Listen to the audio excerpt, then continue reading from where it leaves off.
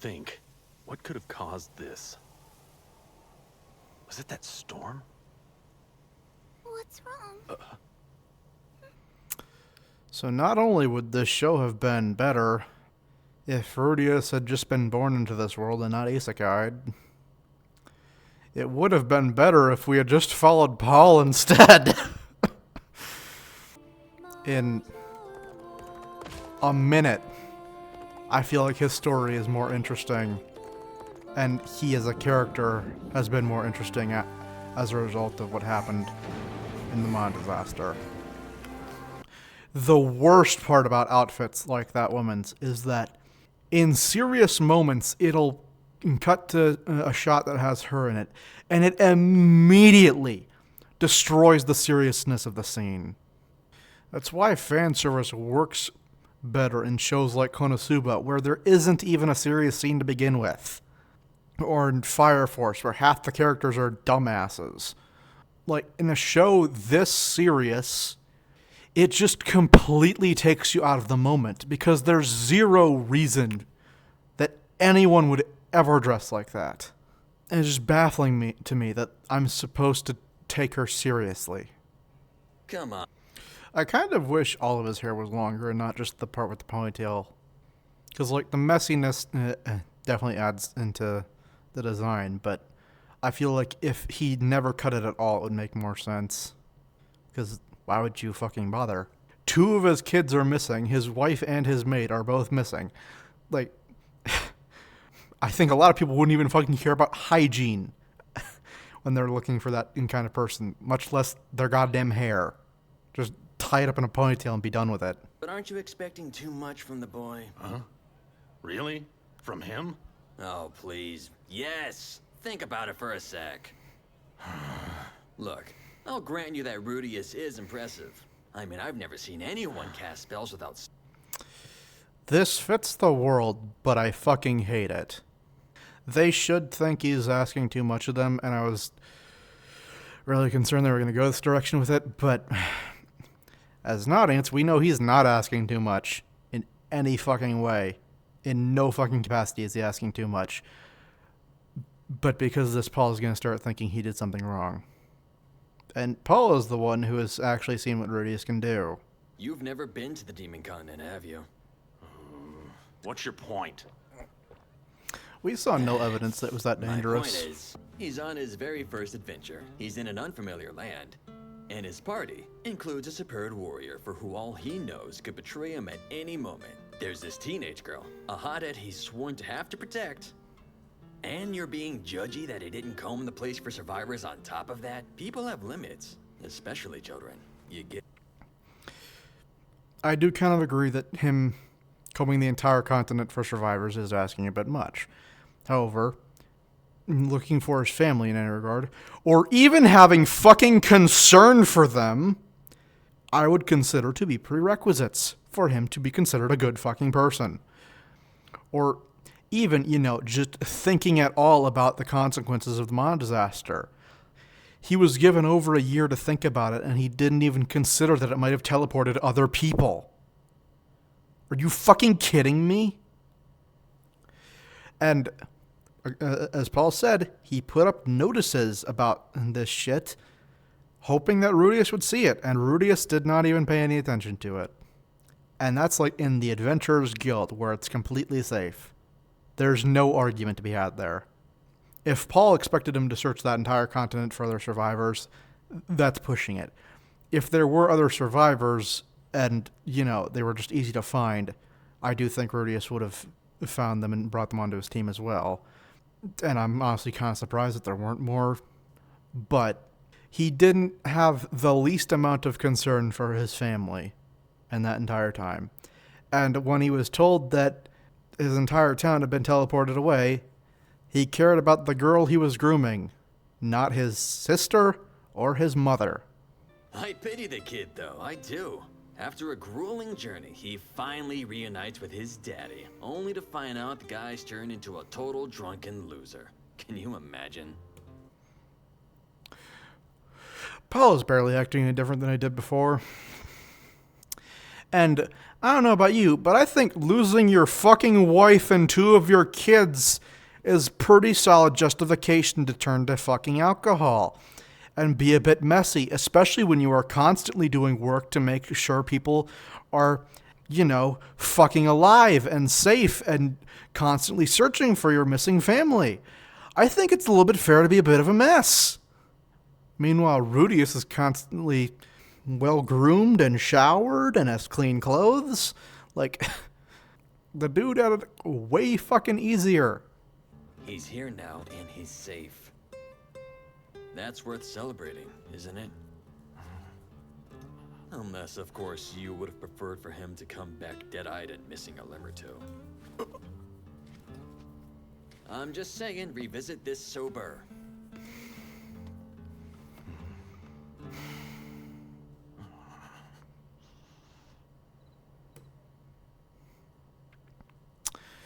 I think the thing is, Paul would have been excited to see him if Rudius didn't fucking brag about his adventure.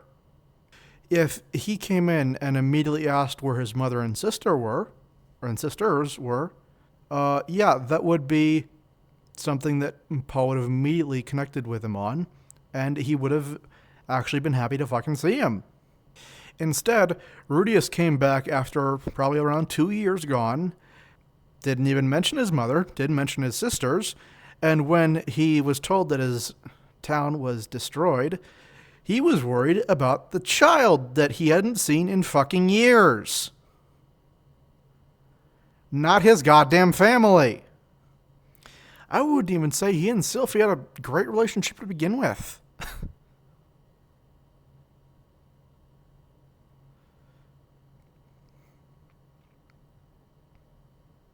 I don't think they'd known each other for that long. Father. You took too long to find me. Where were you? I waited for so long. Why would you let this happen to me?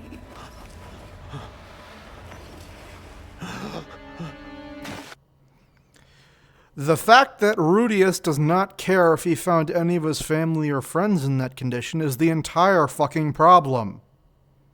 Yes, Paul should have been more happy to see him right off the bat. But the fact of the matter is that Rudius did not fucking care about any of them. He barely cared when he was actually living with them. He regularly treated Paul like fucking shit, which was deserved at the time, but that doesn't exactly create the most loving dynamic. This makes Paul a good character. Rudius not having any of these traits and not being more heavily criticized by the actual story makes him a bad character. They should both be fucking feeling this way about the other. You can argue that Paul should have just been happy that Rudy was alive. But look at how Rudy responded to finding his dad again. Did he even fucking blink? There was a bit of surprise, sure. But it's not like he seemed all that broken up about missing several years of time with him. This is exactly what I was fucking worried about. That they would frame Paul as being more in the wrong there. He wasn't entirely in the right, sure. But Rudius wasn't in the right at all. Knew I raised a playboy.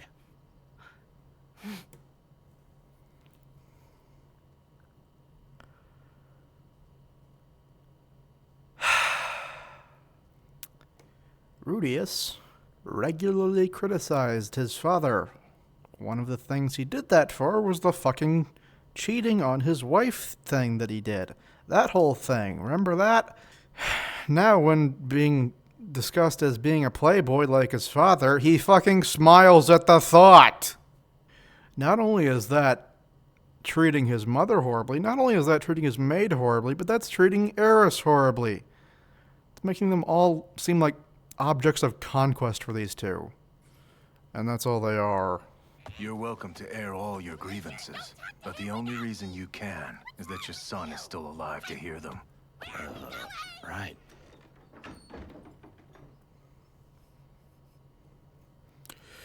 Rudy Zerd is the only one who is almost entirely in the right here.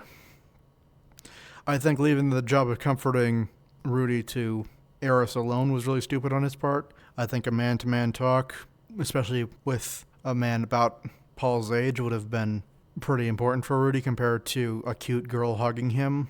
Like, sure, that's nice. It makes you feel good, gives you the dopamine and all that, but an actually meaningful discussion would be way more important there, because that would give Rudy a chance to actually think about his thoughts out loud with someone who's decently intelligent and can give their thoughts on the matter as well, as opposed to Eris, who doesn't fucking have a single thought in her head. And that comment is the best perspective on the matter so far, I think. Paul was a bit too aggressive, especially at the start, when he didn't have quite as much of a reason to be. Geese had a very dumb perspective, in my opinion.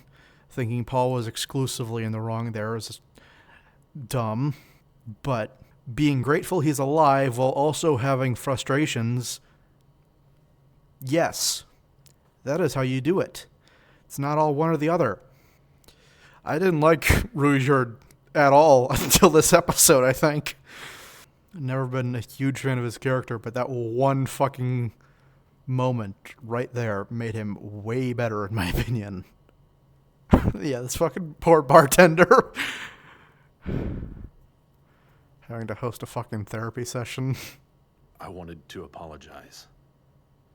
For what? Yesterday. You have nothing to be sorry for. You were right. I've been treating this whole thing like a game. Yes! Oh my god. Vindication at last. Paul still needs to actually say that he's sorry, not just that he came here to apologize. That doesn't quite count as an apology, in my opinion. But I think the fact that he plans to, at least. Paul is the only good character in this entire show. He's the only one who feels fully fleshed out as a human being, and complex and flawed, but intentionally so. Rougeard is probably the closest second, but he manages to have depth that's incredibly shallow. His whole kids thing was so fucking weird and random and strange. And felt so shallowly thought out. Like, I don't think they really developed it all that much, which is what holds his character back a lot for me. But, I mean, especially recently, I think he's a pretty solid character. But Paul's arc over this story so far has been pretty fucking excellent. I do think he still needs to apologize for some of the things he did to Rudius as a kid, like sending him away. But in comparison to Rudius, like, he's handling this way fucking better.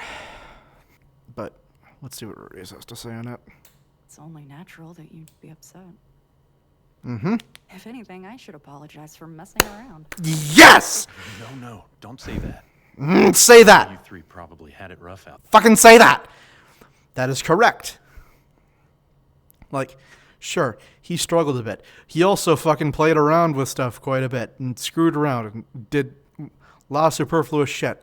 Like, yes, it was difficult, but he didn't fucking take it seriously. That's still a point of fucking criticism.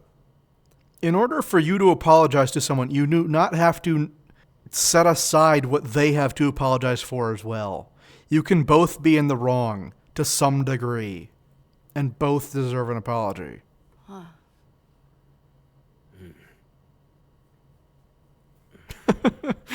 This poor guy. It's convenient no other customers are What do here you right plan now. to do next? There's nothing there anymore. No people, no towns. It's all grassland now. Even at Eris's And I hate to house? say it, but there's a chance the Boreas family is... Oh, okay. We'll go anyway. Are you? Why is Eris more important again? I feel like he looks older today than he did yesterday. On me. What are you making that face for? What face? Huh. Oh man, you're as amazing. Really took us fucking 17 episodes to actually fucking have his past life be relevant. Jesus Christ. As ever. I decided to apologize the next time he dropped by. Never did. Only he Yeah. never came over again. It's pretty obvious. And I didn't reach out to him either. Paul came back. He went out of his way to see me again. He's better than you. Hey, Father, I have an idea. What? It may be a challenge, but I think we should. I'm very curious if he'll ever refer to him as father in his own head. Because he calls him father, because that's the normal thing to do. It would be weird if he didn't, but I don't think he's ever referred to him as a father in his own head. And it's kind of those things where I don't know how I'd feel in that context, because, like, sure, it's not the father I knew for, 34 years, but from what we saw of his original life, this is somehow a better father. I don't know. This is definitely by far the strongest part of the show so far, and the relationship between these two is by far the most interesting thing in the show, and it's the most complex and developed, which is part of why it's so frustrating to constantly focus on the girls, because they're so shallow in comparison that it's infuriating. This is an extremely complex storyline with a lot of different elements in play and a lot of possible opinions you could have, and not really a whole lot of clarity on whether or not anyone's really in the right. Because even in the real world, there wouldn't be a lot of concrete, like, rightness or wrongness to any of this. It's very subjective and probably has quite a bit of room for debate. But then you get Eris, who's basically a fucking cardboard cutout of a person. So, with ReZero, pretty much my only major complaint with the show is Rem as a character. I think she's necessary for both episode 18 and season 2's premiere. I think those are two very necessary developments for Subaru that I think only really work if she is the character that she is.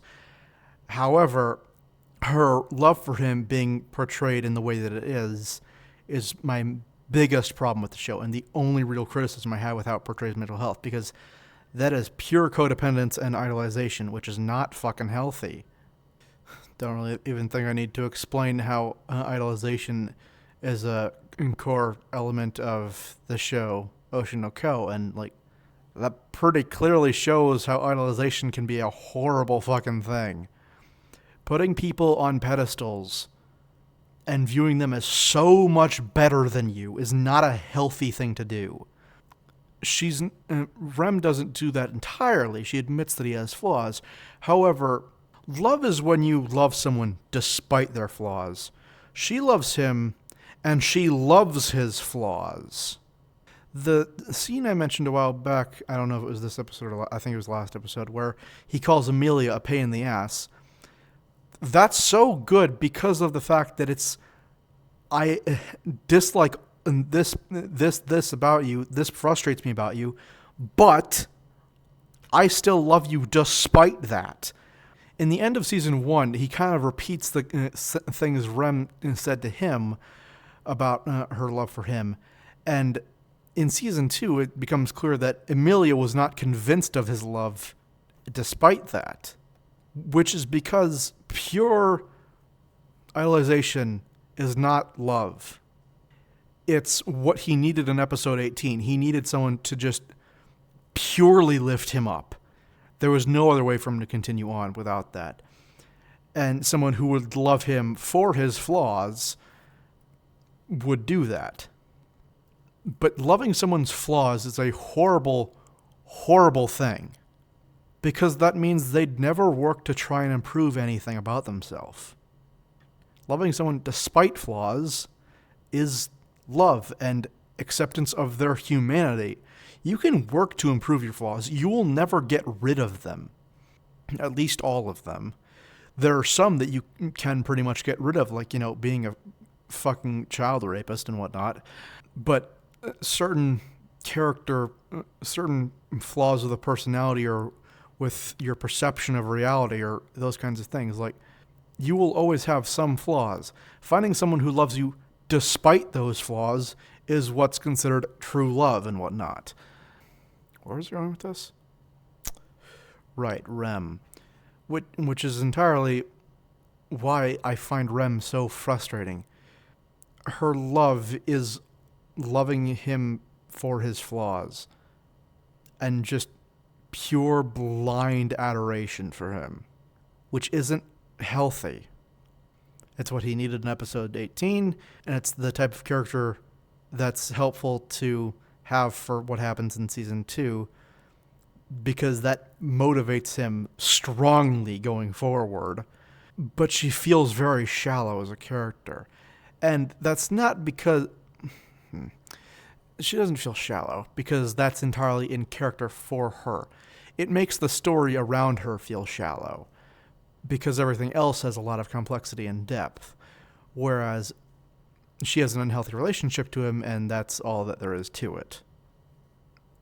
And I feel like that's a good explanation of why I love ReZero with all my fucking heart and find this absolutely infuriating. In ReZero, there's that one bit that's shallow. In this, there's this one bit that's complex and has depth.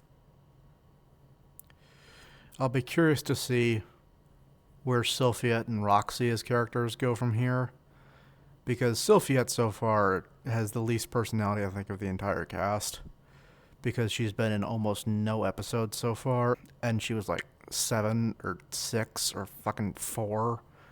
Roxy, I still think, is the only one who should ever get with Rudius, if he is to get with anyone, and I think their relationship is probably the most interesting, and she's the most interesting of the 3 girls. And I think Eris is just a complete cardboard cutout of a generic waifu character. Eris reads like a modern interpretation. I feel like Eris would be a modern harem show's deconstruction of the tsundere trope, but like a really generic harem show that doesn't really have any depth. Like that kind of show's deconstruction of a tsundere, where they just make her really soon at the start and then exclusively dairy afterwards, but like with a lot of feistiness and stuff. She is just the feisty waifu. That is her character. I'm most interested in seeing what happens with Roxy going forward, because I actually think the relationship she and Rudius had was relatively healthy in comparison to everything else in this show. Him spying on her and whatnot was fucking disgusting, but I was going to say I don't think he'd do that anymore. He did that with Eris. That's not true at all. He would still do that to her. But if we remove that extremely glaring thing, their relationship would be the healthiest and most... I think that would be the one that where they're most equal. Because Eris still views Rudius as a teacher. Sylphiette would view him as like a savior. Roxy saw him as a student for the time that she knew him, and when they parted as equals. So now if they meet again, they would be meeting each other as equals. And that would be how that works going forward. And even though she doesn't know it, and even though he didn't know it for a while, they have a very similar mental age, which is part of why I wish he just went for her. That was a very long-winded tangent that went off in a lot of different directions. That's what the ADHD brain is. I'm pretty sure he's 30 this year. Math. He was 19 when he had Rudy? Okay, I rescind a little bit of my earlier hatred for him. Having a kid at 19, Jesus. Yeah, some of his stupid decisions are a little bit more understandable, if not entirely justified. Yeah, wow, okay. Because I think they've said Rudius is 11 right now. So, yeah, wow. I don't think they'd address that he was that young when they had him. Curious how old his mom is. Probably 18 or 19, I'd guess, when they had him then. Yeah, I just feel like that put a lot of things into context for me. Because Paul came across as just kind of a dumbass of a father, but that's a really young age to be a father, in my opinion. And you're not mature enough to know certain things. It doesn't justify some of his actions. Plenty of his choices were still very stupid, and he shouldn't have done them regardless of his age, but... Huh. I feel like they hadn't addressed that, because I'd be surprised if I thought of him the way I do if I'd known that. I just focused on blaming others. Yep. Compared to me, Paul's doing great. Mm-hmm. Let's pretend yesterday Even never nowadays. happened. Okay. We can start completely over. Something I feel like I've noticed with this show is that characters don't have lasting damage to their body from a fight. I don't know if they've addressed the concept of healing magic yet. All the magic exposition was dumped really quickly all at once in like 3 episodes right at the start. So I don't remember if they have healing magic, but Rudy has kind of punched him a lot. I mean, he's not the strongest kid physically, but he's trained to a degree with swords, so he would have some muscle on him. And like, this is the third time I'm acknowledging this. The same is true for Rudius, by the way, right now, because Paul fucking gave him a fucking haymaker right to the goddamn face, and he has no bruise or anything from it, which is something I addressed when Eris was concerned about him, because he had no physical damage done to him, yet she was immediately concerned. In a lot of stuff, it wouldn't bother me. I feel like because of how meaningful some of the fights are and how important they are to the characters here, and the fact that sometimes like the damage to them is acknowledged as something that happened, I feel like they should have some kind of damage of like any kind. Father! I missed you so much! Rudy. Come on. You've I want been to pause it. reunited with your long-lost son. Anything you want to say? I'm curious how much of this is performative on his part. Because I know he doesn't actually feel that way, but Paul does. Oh, Father. Huh. I'm sorry, too. For everything. Huh.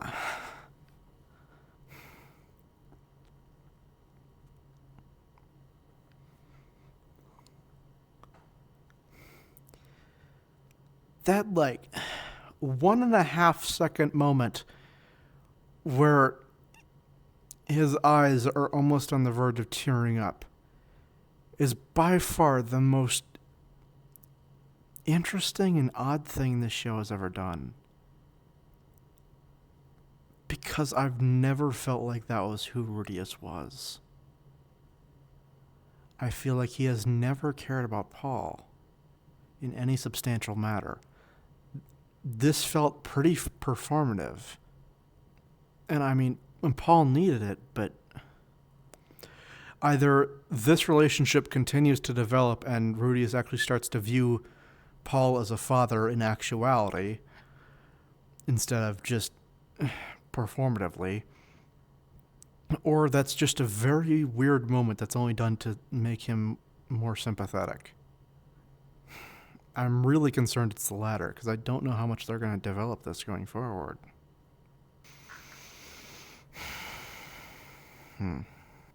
I don't think I've ever been left so befuddled by a few frames of animation. Because Paul wasn't looking at him. There'd be no reason to fake that. But he has almost always viewed Paul with a... Is derision the right word? Disgust seems a little too strong of a word, but... I don't know if derision is the right word. But that's how he's generally viewed Paul. Which makes it very odd to me that he would actually start feeling emotional right here. If it were reuniting with his mother, like maybe, but... I'm very curious to see if they'll continue to develop the relationship between these two. Because this does feel like the kind of conclusion to it, but I also feel like there is a solid chance that they start working more closely together and Paul becomes a major character in the story going forward, so I don't know about that, but...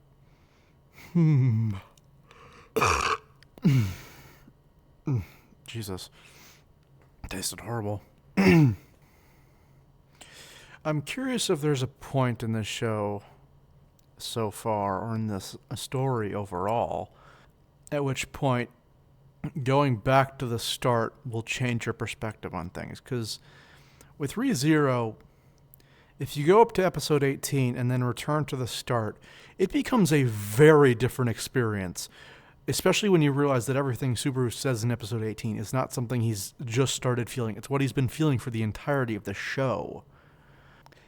His level of self-hatred becomes so much more apparent when you rewatch it. And the more the show goes on, the more it becomes true that going back and rewatching things are just completely different perspective. Even with the OVAs, like, it's the first OVA that ends with Puck and Amelia talking about how Subaru might not be happy staying with her going forward.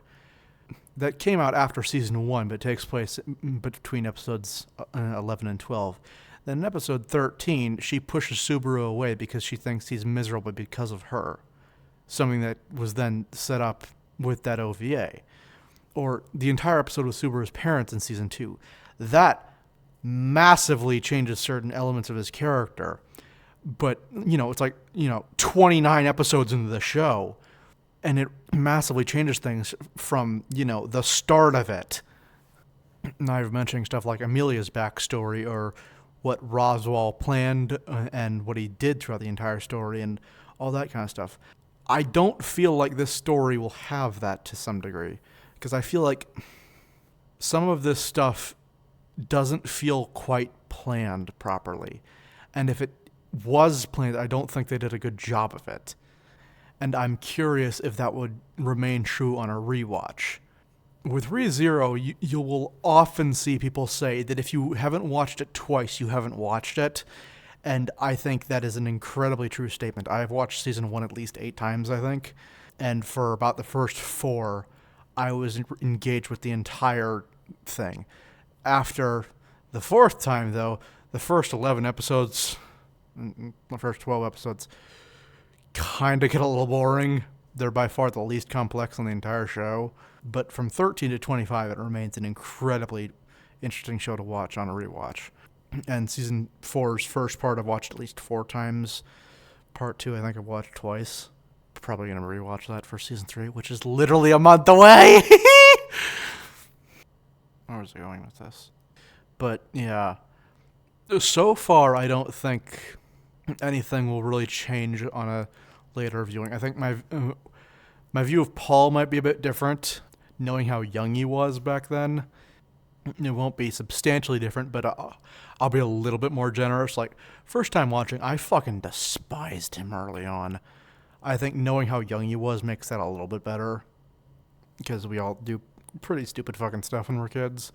Or not even kids, but teenagers. I'm not going to say exactly how old I am, but I'm older than he was when he had Rudius.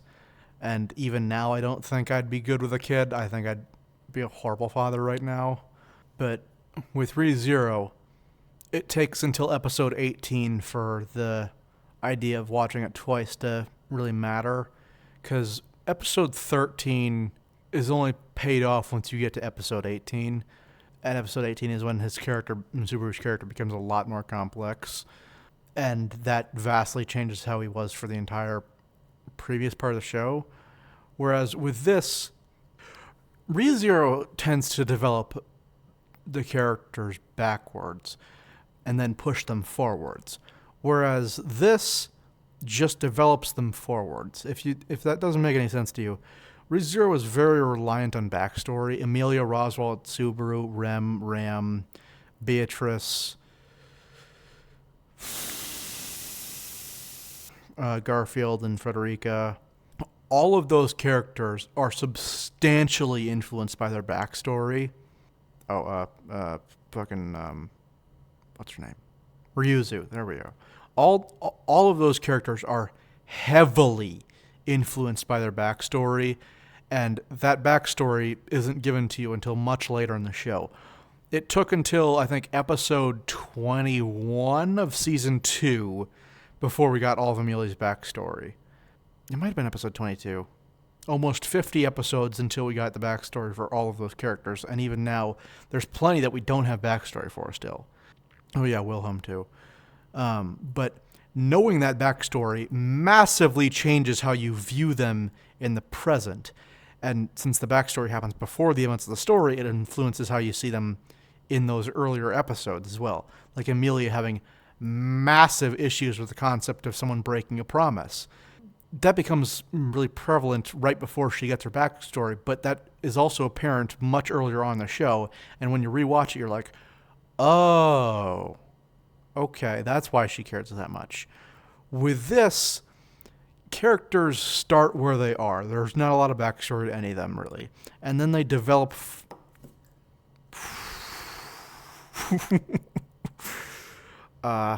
guess what my hand just bumped into? Grabbed it, thankfully, but Jesus Christ. But then in ReZero, once you have the backstory, they still develop forward from there. So they change going forward into the story.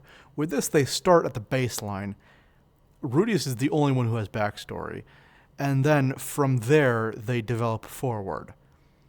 Which means that I think for pretty much every character, as they are now, there's nothing later on that'll change how I view them, really. Because I get everything. Like, I've seen almost everything for the characters that exist so far. That might change later on, and Rudius still has a lot of development in his previous life that I feel like we haven't seen. I feel like we haven't gotten much with him from his old life, which is a large portion of my problem with this show, because I feel like if you're going to make a character this shitty and have his backstory be what his is, like, I feel like you have to develop that backstory a little bit if you want us to feel any degree of sympathy for him. Granted, the degree to which the backstory tries to make you feel sympathy for him made me feel less sympathy for him because it was so fucking ridiculous, but... Anyway.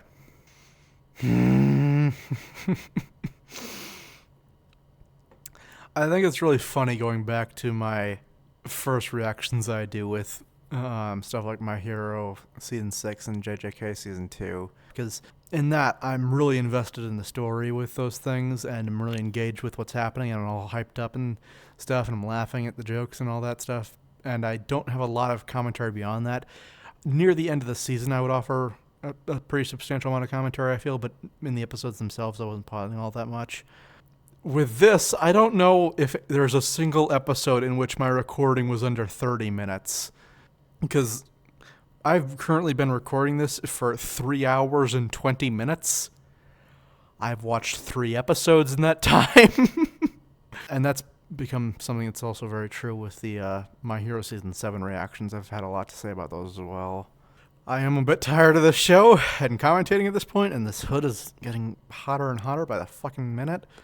And there's only 5 minutes left, so let's try and finish this without pausing again. Let's see if I can do it. 5 minutes.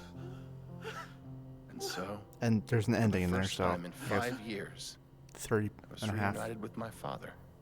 3.5 minutes. Wait, how many years did he say?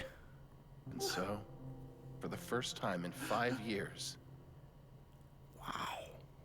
Yeah, I mean, Paul sending him away for part of that is part of the reason I was frustrated with Paul early on, and I still think that's a stupid decision. I do still think arguably the worst thing Paul did was forcibly send Rudius away to Eris's place. And I would assume the disaster happened about 2 years ago, so that would mean Paul sent him away for 3 fucking years, which, yeah, it's pretty shitty. Like, I was with Paul in a lot of the things that Rudius should have done or cared about during the time after the Mon disaster, but yeah, that was pretty shitty on Paul's part. I love how the beds are a completely different art style, so the hand... Kind of wish I could have the cursor on screen for this. Maybe I should try and record that. The bed is a vastly different art style, so... And it's just a painted thing that's like a pre-existing asset, so they have his hand look all fucking weird on here like that. Anyway, they were talking about fucking. Well, I guess if you got a kid this perfect every time, the novelty might eventually wear off. Oh, you're shameless. The man is talking to his 11-year-old son about fucking his wife. You guys are back. Eris! Where did that giant bruise come from? I had some trouble stopping her. Isn't Ruijerd the one who has a whole thing about hurting kids? Okay. But it sounds like our homeland doesn't really exist anymore. I made it 2 minutes. Something I just started considering is this entire thing is because apparently they're, or not they, but Rudius is duty bound to get Eris back to her home. I guess that kind of makes sense to some degree, but I feel like he as a person doesn't actually care about that. But I kind of just started wondering, he wants that. Does Eris, though? She is very gung-ho about the concept of adventuring. She loves it. She loves the adventure. She loves the thrill of the fight. She loves that stuff. Does she want to go home? I mean, I'm sure she wants to see some of her family again, but does she want to stop adventuring? Because that might create a conflict of interest later on.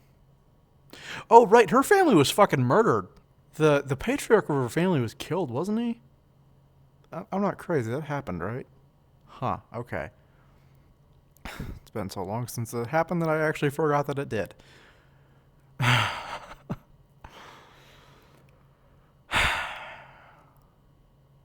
Do you see the problem with only focusing on Rudius's perspective? I may never see the rest of our family again either, so I'd like to make them my priority. I see. Is he ever Makes going to talk to sense. his sister? Like, at all? She's the one that's a full sister, I think. The maid's daughter is red hair, I think. I do look forward to seeing you again. We can do that, right? No!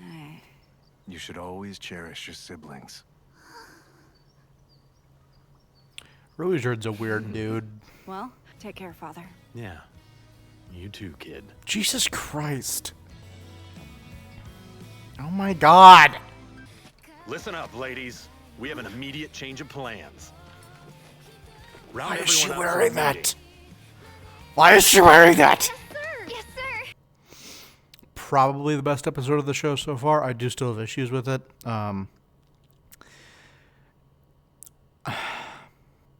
If it weren't for the goddamn pedophilia, this show would be so much more interesting. Frankly, if you remove the sexual stuff of the show altogether, it would be better. It does. Rudius is a flawed person without that. Like, you don't need that to make it clear that he's not the greatest dude. I am genuinely interested to see how that develops going forward. I think the stuff with his father is probably the best stuff so far. It's not perfect, and I obviously had plenty of notes on the topic, but so far it's been the most engaging thing in the story so far, and the most I've actually enjoyed watching it so far, simply because of how it actually offers criticism of, flawed characters, which is how you fucking write flawed characters. But yeah, I feel like I got off quite a bit of thoughts already. Like I said, 3 episodes that I've turned into 3.5 hours of content now, or not even content, but the recording. It is interesting. I do want more development on the Mana disaster. I'm curious what's going to happen with Eris's family. I want to know. I'm curious to the reunion with. I'm more interested in seeing Rudy and his mother reunite than I am with seeing him meet back up with Sylphie or Roxy. I think those reunions were going to be pretty boring, honestly, whereas I think the mom has a chance to be another actually complex thing. However, due to the fact that her character was not nearly as interesting as Paul, she was a way better person than Paul, but she was not interesting at all, I don't think. I am interested in seeing Roxy again. I think between her and Sylphie, I'm far more interested in her. Sylphie, I'm only interested in seeing to know how she's changed in so many years. With any luck, she won't act like a fucking 3-year-old now. Roxy, I'm curious how the dynamic will change, because they should be equals now. I'm curious if he's gonna sexualize her again, obviously, because if he does, then God, fuck him. I think I've completely lost interest in Eris as a character.